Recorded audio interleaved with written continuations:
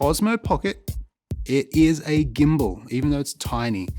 Thing is, the movements for this thing all the way up to like the Ronins and such are pretty much going to be the same. And so in today's video, I'm going to show you 10 gimbal moves that will put you in good stead, no matter what type of gimbal hardware you're using. This is how we do it.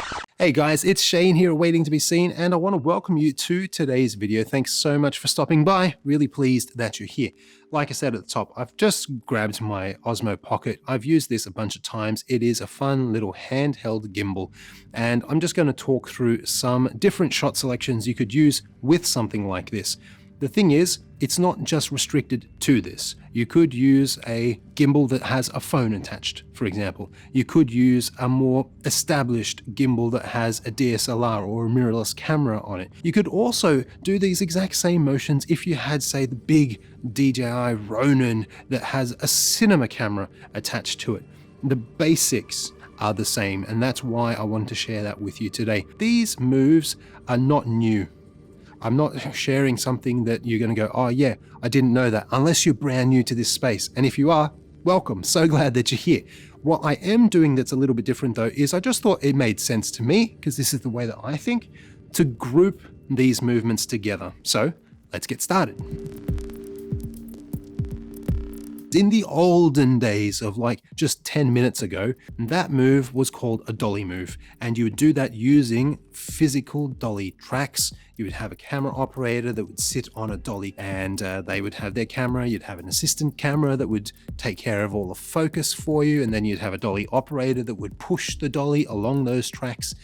It's exactly the same motion, but instead of having all of that paraphernalia, you can now do it with a simple gimbal. It's still a push forward motion. It's still pushing through your scene. You're just using some element in the scene to actually add a little bit more visual interest to your framing. And so that is move number 2, the push forward with a fly through. If you just had a tripod and you wanted your camera to look up and to look down from that central axis, it's called a tilt. And if you want your camera to look left and to look right from that central axis, it's called a pan.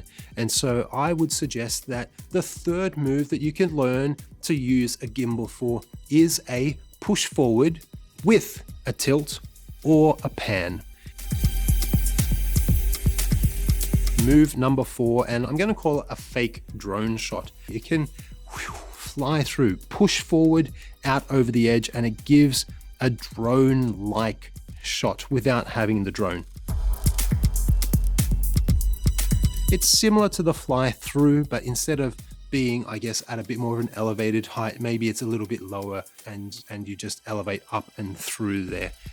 It's just a version of the fly through, but I just thought I'd add it. Right, so we've got the push through, we have the push through, fly through, we have the push through with tilt and with pan, we have the fake drone shot, and we have a fly by. That's all of the movements that are forward moving. Yeah. You can do this just handheld. You can start low and then just move your camera up through the shot. Definitely a Hollywood level kind of shot. If you can put crane shots into your overall productions, man, it just production value goes up, goes through the roof. So good. The next movement is kind of the reverse of the push through, and that's to do a pull back. You're going to start somewhere in a scene and you're going to, surprise, surprise, pull back through the scene. It's a little bit trickier. While you're walking into a scene, while you're pushing through a scene, you see things in your peripheral. You generally would have a camera assistant just having a hand in your back just to ensure that you stay stable and you stay safe as you're walking through the scene backwards. So do it, but it is another level up in terms of ability. So be safe. Don't go falling over anything, please. If a camera is being moved left to right or right to left, also using an actual dolly, The movement itself is called a trucking shot. So you dolly forward and backwards and you truck left to right. Well, with a gimbal, we can mimic those motions. We can truck, we can slide rail, whatever you want to call it. I'm going to call it a trucking shot. And so that is the next move that you can achieve to great effect using a gimbal. Why not, once again, add a little bit more complexity to the type of shot you're doing and get a little bit of tilt action or a little bit of a pan action. So you can certainly do both. As a matter of fact, some people I've seen, not many, but they can actually tilt and pan at the same time as trucking. Yeah, those guys rule.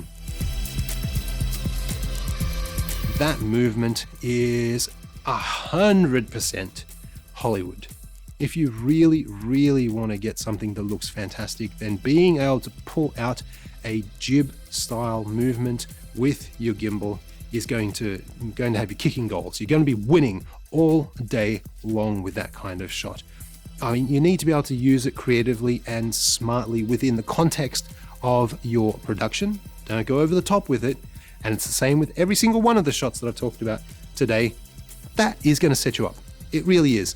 Hey guys, you know what? I didn't want today to be a super long video, and I hope that it's not. I hope you've stuck around to this point, because if you made it this far, then you will have 10 movements that can help you get really great footage out of your gimbal, whether it's something from a phone gimbal or an Osmo Pocket, Osmo Pocket 2, or a Ronin or a Zhiyun, or something all the way up to fully Hollywood style production quality.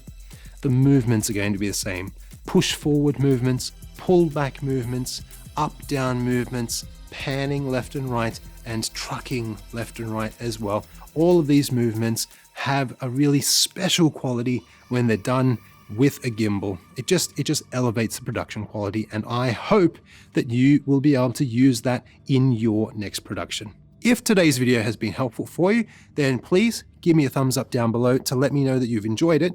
And if you think that any of the other content that I have here at Waiting to Be Seen might be of use to you, unboxings, reviews, tips and tricks like today, if that stuff might be of interest, then consider subscribing, because I am making all of that kind of great stuff just to help people out. That's my why. I love helping people. So please consider subscribing today. Click on that big red subscribe button down below. Click on the notification bell right alongside that and let YouTube know that you want to know when I make content, and they'll do the rest. On that note, thanks so much for stopping by. This has been Shane for Waiting to Be Seen. Hope to see you next time for even more content here on my channel. Have a great Friday. Have a fantastic weekend, and may the week to come be an amazing one. I think that's good. Be an amazing one. Okay guys, bye. That's gonna leave a mark. What?